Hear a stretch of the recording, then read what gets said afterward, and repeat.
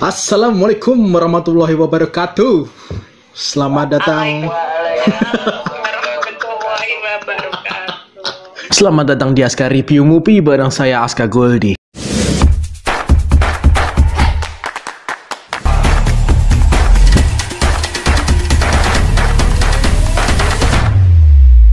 Ini karena filmnya temanya rada religi kan, jadi sedikit bau religi juga ya. Kali ini bersama Majelis Gibah, ada Galih, ada Nenel, ada Yuzu. Halo semuanya. Hai. Ips. Awal bulan diawali dengan film religi. Ngegibah religi. Ya, kali ini kita mau bahas film dari Disney Plus Hotstar, yaitu Bidadari Mencari Sayap. Hai. Oke, film yang diproduseri sama Deddy Mizwar, terus habis itu diperankan oleh Rizky Hanggono dan Leony. Terus cuma dua orang itu yang aku kenal, sama Deddy Mizwar itu sendiri. Iya betul. Bercerita tentang pasangan yang punya beda kultur dan beda agama dipersatukan dan punya konflik gitu. Ini film menurutku tipe kayak apa yang dilakukan sama Deddy Mizwar seperti pendahulunya lah, tapi dalam medium film. Kok sebelumnya kayak Para Mencari Tuhan gitu kan mirip-mirip gitulah ya. Temanya masih garis besarnya religi. Tapi kali ini membahas tentang pasutri yang udah menikah tapi masih punya konflik agama di dalamnya gitu. Dan di sini si Leony-nya kan ceritanya udah pindah Islam ya. Iya udah mau. Oh iya. Ya. Jadi konfliknya dimulai bukan dari pernikahan tapi malah setelah pernikahan dan setelah punya anak, berkeluarga, nah itu konfliknya baru dimulai. Gimana menurut kalian filmnya? Ini kelihatannya sih banyak yang pro nih. Ya dong bro. Oke, tim pro silahkan. Ada pro ada kontra. Oh ini tuh kontra ya. Kayaknya satu. Aku sih kebanyakan kontra, jadi belakangan aja ngomongnya. Monggo duluan. Siapa yang mau ngomong duluan? Ya udah aku duluan ya, karena aku yang duluan nonton kan tadi. Nah tuh, Lagi. silahkan. Oh iya, betul. Ya, sebelumnya nih Hauma. Langsung gongsi. Iya, jadi filmnya unik ya. Menurut aku bagus sih filmnya. Mengajarkan, biasanya kan kita bosan tuh disuguhi film-film apa menjual mimpi. Kalau ini kan memang benar-benar jarang-jarang kita nonton film kayak gini gitu kan, yang konfliknya tentang agama gitu. Oke. Tapi yang justru konfliknya itu lebih panas karena posisi si ceweknya ini udah mualaf gitu kan. Jadi dia perperangan batinnya itu antara keluarganya dan keluarga dan agamanya suaminya itu kan. Iya, perseteruan kedua keluarga gitu. Iya, perseteruannya itu. Terus? Dan konfliknya juga menarik. Pemainnya Leony itu aktingnya bagus banget. Mungkin kalau bukan Leony aku nggak bakal nonton mungkin. Siapa dong aktris Tionghoa? Iya, terus apa lagi ya? Ada sedikit joknya juga sedikit, tapi lucu banget menurut aku sih. Yang mana tuh? Ketawa tadi nontonnya di kantor. Jok yang mana tuh? Yang joknya penjual nisan. Oh iya. Iya mas, penjual nisan. Terus yang Pak Penghulu. Oke. Pak Penghulu. Penghulu tapi malah cerai ya. ringan tapi lucu, original gitu, jarang dengernya kayak gitu kan. Oke. Ya itu dulu kali ya, udah gantian kalian. Itu sih ya, apa ya, jujur kalau lihat sinopsis pertama tuh aku kira bakal kayak ini tuh dua keluarga tuh kayak belum bisa nyatu gitu, belum bisa menerima itu perbedaan dari dua etnis itu. Budaya. Tapi itu kayak di awal doang, tapi abis itu yang sebenarnya jadi bagus sih itu gara-gara ya ternyata itu apa sempat disinggung juga soal itu perbedaan, terus gimana mereka berdua itu ya walaupun udah nikah tapi masih belum bisa apa namanya ya toleransi gitu, jadinya sama kebiasaan budaya gitu. Yang bersatu cuma suami istri, tapi dua keluarga besar tuh masih kepisah gitu ya, masih ada kubunya. Iya. Dan Siapa nih? Tapi serunya setiap abis berantem langsung baikan lagi. Dan Kayak orang pacaran gitu. Ya eksekusinya itu bagus gitu, nggak lebay gitu, baikannya tuh kayak apa ya, kayak mengalir gitu ya, alami gitu. Oke. Kayak lebay-lebayan kayak sinetron gitu. Nah itu sih yang juga suka nih, soalnya kemasannya tuh dibikin kelihatan se-grounded mungkin, nggak terlalu muluk-muluk kayak milenial gitu, jadinya ya merakyat lah, jadi Ya. bisa diterima gitu.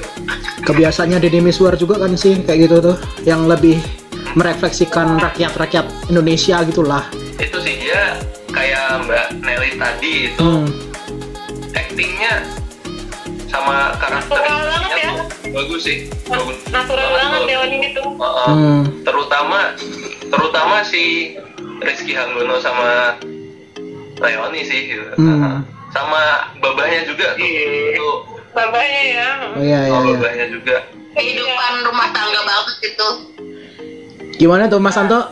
Kak Kiki sebagai pasutri, cerminan ini apakah mewakili kalian? Mengalami hal seperti itu. Mengalami tapi bukan masalah keyakinan ya. Mewakili banget, mewakili. Oke, konflik rumah tangganya apakah memang sewajarnya seperti itu? Bener kan itu? Ada sih. Ada. Emang gara-gara hal sepele tuh emang benar kejadian kayak gitu. Oke. Ya, tapi memang bener itu. Kalau beda aku pernah. Kalau dari gue ya itu konfliknya sih emang konflik rumah tangga benar. Ya emang kita masalah sepele-sepele itu emang begitulah, bisa jadi apa panas-panasan tuh bisa. Ya cuman ya apa aja dibilang juga kan di film ya kita harus ya bisa mengontrol. Ini membawa diri lah, dan itu sih udah bagusnya, walaupun ya pembukaan itu gue jujur ya waktu awal-awal film ini film risih banget gue, karena apa ya jujur ya waktu gue nonton film ini awal-awal kok pemberanteman rumah tangga ya, gue yang kurang suka pemberanteman begitu. Sebenarnya filmnya gue tadi dibilang bagus. Bagus dalam arti kata pertama ceritanya oke.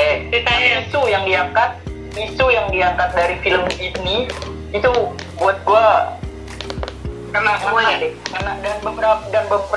dan nggak cuma ada beberapa, mungkin ini akan balik ke kata-kata kakek. Film-film ini banyak dari quotes kehidupan. Iya bener.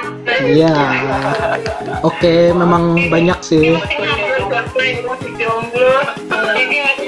Walaupun ibarat ya walaupun gue masih belum menikah gitu, tapi ketika nonton film ini ya yang jelas akan ada hal seperti itu yang akan kita hadapi nanti di jenjang pernikahan.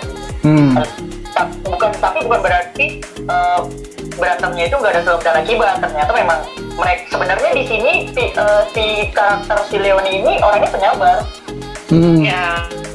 Dia nurut sama suami dan mau mengikuti arahan dari suaminya, tapi yang justru malah yang menyulut semuanya ini dari si suaminya sendiri ternyata. Tapi suami juga didorong dari penyebabnya juga, ada sebabnya juga. Iya, tapi sebabnya karena keluarga dari si Angela dan kerjanya. Nah, dan udah gitu juga ini lakinya salah satu ibaratnya orang Muslim yang kuat gitu ya, yang banget gitu sama agama. Jadi makanya gue bilang kenapa bagus ya, filmnya isu yang diangkat dari film dari cerita di sini tuh bagus dan relatif yang ada sampai saat ini ya kan, yang kata dia bilang apa sih ya ada itu latar ya pokoknya yang dibilang sih kalau dibilang nyentil banyak banget ini yang nyentil agama juga, sasat juga. Contohnya? Apa itu? Nyempil contohnya apa itu? Nyentil agama ya kayak gini, yang si Leo ini bilang kalau nggak salah, aku kan baru mualaf, tapi kamu malah nggak mau ngajarin terus soal yang masalah babi B2 aja lah ya, B2 dipakein tanah. Itu tuh bener-bener emang agama banget ya kan, namanya ajaran asli gitu loh, asli bener-bener kita harus ngelakuin. Kalau di dalam ini ada tapi kan gimana ya, di dalam dia belum bisa menerima gitu loh, di rumahnya itu banyak orang haram atau kafir lah ibaratnya kayak gitulah ya, sengaja dari keluarga dari ini. Nah itu agama banget itu kalau menurut gua. Apalagi yang kata-kata percuma kamu kerja dari uang haram, terus memang kamu pikir selama ini menghidupi keluarga kita itu dari uang halal? Wah itu anjir banget itu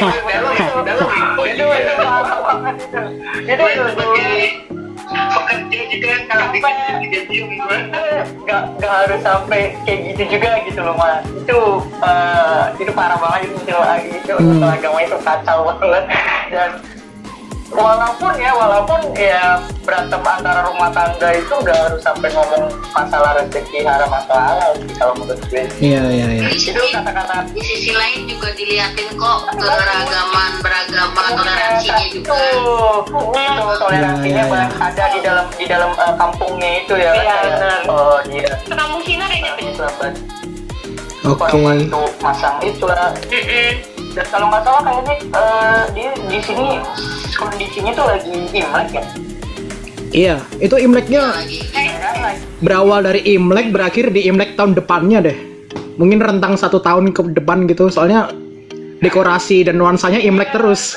Yang itu. Iya. Kita kalau kontranya, ini langsung nih. Bentar, sini belum ngomong nih. Nah ini kan semua. Ya oke. Bagus, kalau dibilang bagus filmnya bagus. Ya pokoknya dari segala pro-nya udah banyak disampaikan. Oke, setuju sih, emang sama pro-nya banyak yang stigma masyarakat tuh disampaikan di situ gitu kan. Kayak orang Islam yang mungkin parnoan sama babi, sama anjing gitu kan. Dan tapi kenapa hanya saya yang ngerasa banyak negatifnya ya dari film ini ya?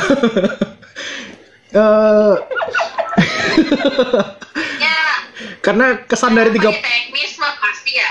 Coba ngomong aja Om. Enggak sih, bukan di luar teknis, lebih ke storytellingnya sih. Ngerasanya kayak kan 30 menit pertama tadi udah sempat ngomong, 30 menit pertama kok nggak kuat ya, kesannya kayak film ini mungkin sedikit terlalu menggurui gitu kan, karena mungkin mengajarkan dari awal, wah Islam nih gini-gini banget gitu, terus Islam nih haram sama babi, terus habis itu nyuci piring harus pakai tanah gitu kan. Nah itu ceritanya berlanjut terus sampai kesannya ada mertuanya yang bilang si perempuan ini kan nggak pakai hijab, terus habis itu disampaikan jadi cewek tuh harus gini. Itu yang aku dapat, kenapa kesannya kayak ini loh, tokoh Islamnya ini jadi antagonis di situ gitu. Si Leoninya jadi kayak korban. Hah? Sebenarnya nggak ada antagonis atau ini. Kesannya. Sama Bella. Iya. Ya oke, mari kita berdebat. Iya, kalau dibilang antagonis enggak, karena kan balik lagi ke kata-kata si babanya itu masing-masing, bapaknya si Reza itu, bapaknya si Rizky Anggono yang dia terakhir bilang masing-masing itu mempunyai etnis yang berbeda. Kita nggak harus bisa memaksakan lu harus ikut 100% ikut alasan walaupun tapi kita belum menerima agamanya mereka gitu atau enggak ajaran-ajaran atau kultur-kultur mereka. Jadi walaupun memang sekilas dilihat di sini memang yang ditonjol ini ya itu harus ya kan. Iya, jadi kayak banyak larangan, banyak nilai-nilai agama yang disampaikan gitu loh. Makanya tadi gue bilang keren banget kata-kata Leoni itu. Isu agama terlalu tonjolin banget di sini gitu. Oke. Saya percaya bahwa Islam itu apa namanya? Mengajarkan orang palsu ya. Tidak mengajarkan orang menjadi palsu. Itu udah dijawab sebenarnya, terjawab. Oke. Tapi akhirnya si suaminya tuh khilaf juga. Dia terlalu banyak nilai agama, nggak boleh ngizinin istrinya kerja. Tapi dia selingkuh juga gitu. Dari kesannya, ya elah nih orang suci banget tapi kenapa gitu amat sih gitu. Kopong juga. Nah, ini makanya masuk ke kontra ya nih. Karena beberapa ada yang berubah. Ini kan udah masuk dari kontra nih. Masuk. Jadi udah masuk ke kontra itu. Menurut gua karakter si cewek yang rambut botak Iya. Dua itu ada nggak ada itu nggak masalah. Iya sih, karena memang endingnya dia menghilang aja sih. Ada nggak ada dia itu nggak masalah karena tajamnya di mereka berdua ini udah nggak bisa diutak-atik lah. Ibaratnya si lakinya ini nggak bakal bisa digoyahin ini, dan nggak ada di si karakter itu pun itu cerita ini akan lancar jalan. Mungkin emang dipikirnya akan ada perselingkuhan lah atau apa, tapi di terakhir dia bilang waktu dia tawarin mau masuk ke dalam rumahnya itu terus dia bilang mau, iya. Ya berarti mungkin pikir gue itu berarti ada nggak masalah gitu. Ngapain sih ada karakter yang ibaratnya buat mancing? Bukan tuh, justru adanya cewek itu tuh kita jadi secara nggak langsung penulis ngeliatin kalau si cowok ini tuh imannya masih kuat gitu. Jadi harus ada itu si cewek harus ada. Tapi kena cium juga dia. Yang banget gitu kan, udah bilang juga kan. Iya, mungkin gini Mbak, menurut aku penting tuh cewek rambut bondol itu. Bukan bondol, itu botak gitu. Botak kayak gitu. Iya, botak. Udah botak kan lebih. Menurut aku itu dia nggak ada pun Kalau itu tetap cerita ini akan mengena karena kan fokus utamanya itu si Reza sama si Angelanya itu. Iya. Ya mungkin lu lewat masuk gitu doang. tantangannya doang sih. Penghancur mereka ketika mereka pisah. Bakal ada drama yang lebih bukan keselingkuhan, minimal kan mereka kebanyakan salahnya si persepsi kalian aja. Salah ngangkat telepon atau gimana, itu biasanya ada lagi calonnya ceweknya lewat kayak dia tiba-tiba menghilang dari rumahnya itu sebenarnya itu udah cukup gitu, nggak perlu pakai ada si karakter itu gitu loh. Jadi dia menghilang di rumah dia dari rumahnya itu mungkin dia menunjukkan gue ini laki-laki walaupun gue dipecat kerja gue masih bisa untuk mengusahakan sesuatu untuk menafkahin keluarganya gitu ya kan, sampai dia ngegade BPKB mobil kan, tiba-tiba dia transfer 2 juta kan dikasih tuh transfer 2 juta ke bininya juga kan. Tapi nggak harus juga kayak gitu sih sebenarnya. Sebenarnya banyak sedikit bolong-bolong juga sih, cuman ya udahlah tapi nah maksud gue ya dengan dia menghilang begitu pun juga itu nggak masalah tanpa harus ada sih yang karakter perempuan gitu. Masalahan rumah tangga klasik lah. Itu keganggu banget kayak lo. Karena konflik nggak harus dengan perselingkuhan kali ya. Kalau hal perselingkuhan kayak gitu jatuhnya udah. Ya, konflik budaya agama pun sebenarnya udah besar. Awal-awal mau kayak Indosiar gitu, Pak yang menangis mereka dari awal udah bagus konflik antar etnis kepercayaan sama budaya kultur dan agamanya masing-masing itu udah bagus sebenarnya, tapi ditimpa lagi ke ya ibaratnya cewek penggoda lah atau apalah gitu ya kan. Jadi aneh, jadi nanti pasti mikirnya ini pasti terselingkuh, tapi walaupun sampai kalau kita ikutin gak selingkuh gitu. Ya itu. Gimana kuat ternyata gue ada kecewa penonton gitu. Itu yang bikin ganggu soalnya karena tiba-tiba ngomongnya dia apa ke istrinya, dia terlalu patriarki banget, keras, tapi dianya malah rada bejat juga gitu. Iya, main sama cewek lain. Tapi dia nggak ngerasa salah, dia pulang tetap marah-marahin, PS-nya dibanting gitu kan, eman-eman PS-nya juga kan ya gitu. Di sini si Baba itu kalau misalkan bapak gue yang jadi beneran itu udah marah-marah, udah maki-maki kali. Si Baba ini masih bisa dengerin. Dia bego udah almarhum semua. Baba di sini walaupun dia keras gitu kan, punya apa namanya prinsip, tapi juga dia juga berkata kan jangan sampai kasar sama anak saya, ya kan? Gitu, bener-bener dia ngejaga banget gitu. Ya itu karena mereka dilema juga, soalnya mereka tinggal di rumah si laki, rumah kontrakannya laki kan. Akhirnya dia nggak berani keras banget gitu loh. Jadi kayak si Rezanya ini punya power yang kuat untuk ngontrol. Kalian tuh cuma numpang, udah ikutin aturanku aja gitu loh kesannya. Lah ini kasihan amat nih orang yang minoritas kayak ditindas gini gitu. Gue sih dari babanya ini kayak ngajarin ke anaknya, si mantunya yang si cowok, lu boleh apa misalnya ada perselisihan, nah itu kan perselisihan berantemnya itu sih. Tapi jangan sampai bentaknya sekasar itu. Kalau menurut gue sih boleh lalu berselisih, tapi jangan sampai berselisihnya kayak gitu banget lah. Mungkin itu sih yang gue tangkep ya. Tapi emang apa sih? Emang sisi lain si Bapak juga bilang bisa aja gue tinggal sama menantu yang rumahnya gede apa, tapi kan gue lebih memilih yang tinggal di sini karena emang ya walaupun kecil apa, tapi benar-benar orangnya itu hidup gak dengan benda mati gitu kan. Kecil dan anaknya dipaksa pindah ke agama suaminya gitu. Banyak dilema yang dikorbankan sama si keluarga Tionghoa ini gitu. Gila. Kasian ya. Iya, kesannya dikasihan kan. Banyak dramatisasi yang berlebihan sih. Banyak bolongnya sih kalau tapi bagus. Gue udah bilang ini film ini bagus. Titik udah. Absolut dong. Absolut dia. Box. Dari segi karakter balance di keluarganya si cowok juga kan ada bapaknya yang bijak dan selalu negur lah gitu. Kalau yang itu kan cici-cicinya yang apa yang julid, tapi babanya yang ini. Jadi dari kedua sisi sebenarnya balance. Cuman lihat gak gitu. Zaman dulunya mereka waktu ketemuan kok nggak banget ya keriting. Ya ampun. Itu Candil ngapain di situ, woi? Itu bikin aduh, kostumnya itu aja, terus pakai wignya terus habis itu pakai slayer gitu kan. Waduh, kayak maksa. Iya, parah. mending nggak usah ada flashback ya. Ya flashbacknya sewajarnya aja lah, nggak usah digituin lah. Flashbacknya nggak usah rambutnya ribo gitu. Iya.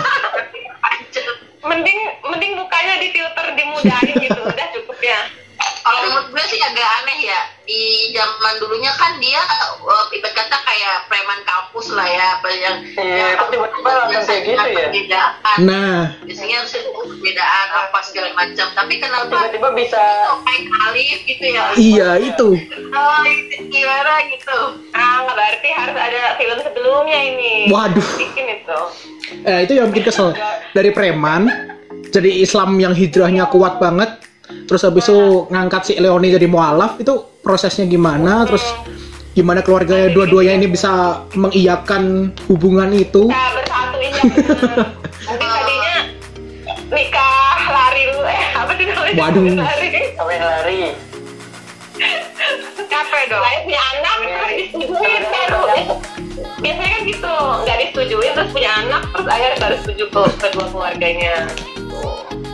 Banyak lubangnya juga sih makanya. Ya itulah kontranya. Ya itulah. Yuk closing. Yaudah, closing lah. Overall. Skor aja, langsung skor aja ya. Kayaknya udah dikupas semua tadi. Yuk, nih. Nggak usah pakai kesimpulan. Aja. Saya bukan kasih ini ya. Skor ya, skor.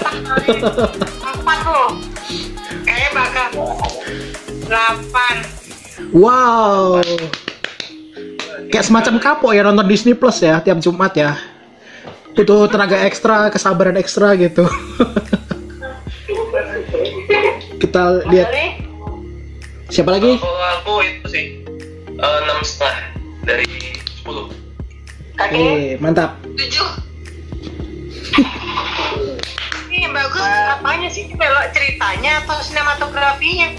Overall aja. Kalau dari aku ngasih nilai 6 karena terlalu ekstrim banget untuk mengupas sisi-sisinya sih. Tapi di lain pihak jadi bagus itu doang. Oke. Aku masih bisa ngasih nilai film ini 7. Mantap. Baik dari bucin. The best from bucin. Oke. Order bucin. Berapa? Karena ya gitu ya tadi udah kita bahas lah. Intinya antara 6,5 sama 7. Ya. Worth it, ditonton worth it. Worth it lah ya. Iya, Gigi belum ngasih kan? Udah 7. 7 ya. Ya. Pokoknya overall worth it lah ya. Kesimpulannya worth it. Emang bagus untuk tonton, mendidik, banyak yang didapat, apalagi quotes-quotesnya juga. Ya. Hanya saja banyak visual yang sedikit mengganggu bagi kita, sepakat ya. Ada hal-hal yang bikin kesel. Bolong-bolong. Ya. Setuju. Audio itu aja sih. Oke, gitulah. Thank you semuanya. Oke. Terima kasih semuanya udah nonton. Jangan lupa like, comment, share, dan subscribe. Jangan lupa follow Instagram dan Twitter. Sampai jumpa di episode selanjutnya. Saya Aska Goldie. Pamit.